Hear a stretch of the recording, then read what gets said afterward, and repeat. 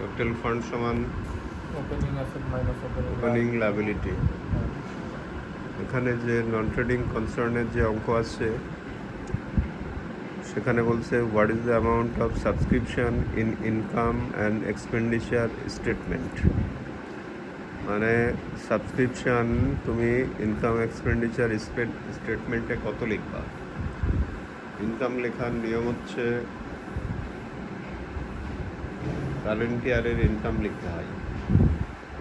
Current ইয়ারের income লিখতে গেলে যদি কোনো সাবস্ক্রিপশনের মধ্যে, সাবস্ক্রিপশন হচ্ছে এই ধরনের প্রতিষ্ঠানের মেন সোর্স অফ ইনকাম। এই ক্লাবগুলো কীভাবে চলে, যেসব সদস্য থাকে তারা মান্থলি একটা টাকা দেয়, এটাকে বলে subscription.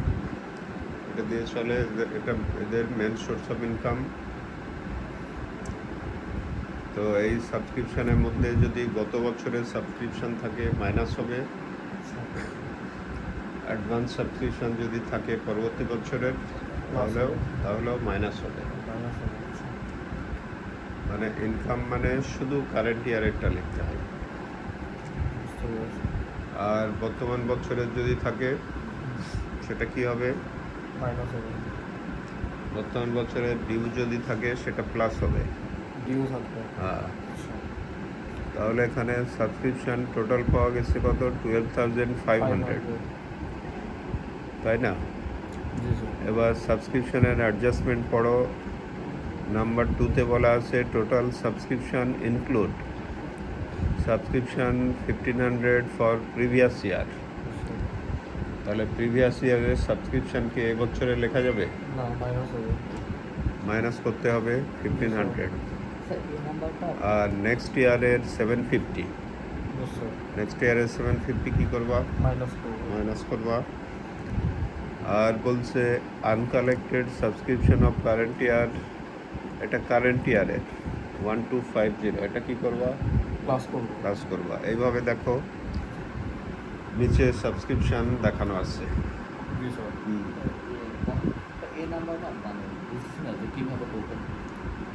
What is the question?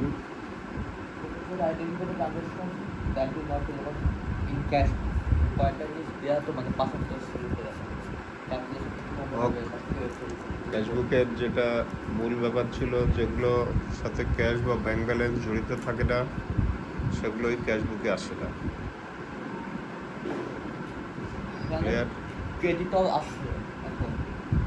যদি ক্রেডিট পারচেজ থাকে সেটা ক্যাশবুকে আসে না, ক্রেডিট সেলস থাকলে ক্যাশবুকে আসে না, এনি টাইপ অফ ডিউ থাকলে ক্যাশবুকে আসে না। তাহলে কি তুমি এই সাবস্ক্রিপশনটা ক্লিয়ার? তাহলে কি করতে হলো এখানে সাবস্ক্রিপশন নির্ণয়ের সময়,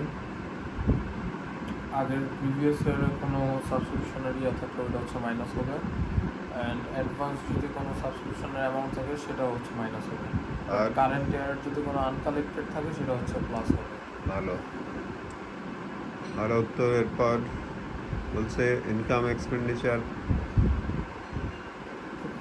statement of income and expenditure তৈরি করবা। ক্রেডিট ব্যাংক ব্যালেন্স কি আসবে?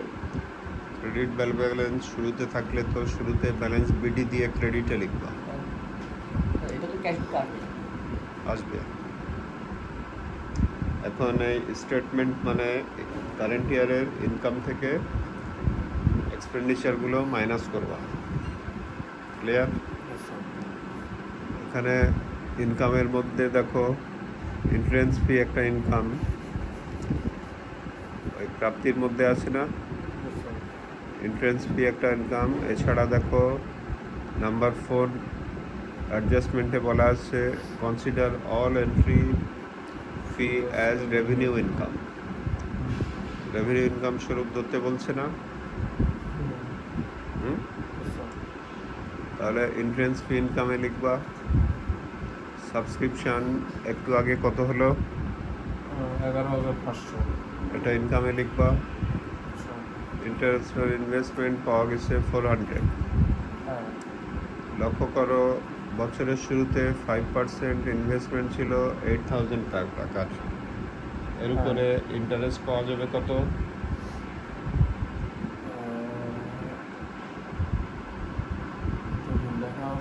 আচ্ছা 8,000 টাকার 5% বের করো।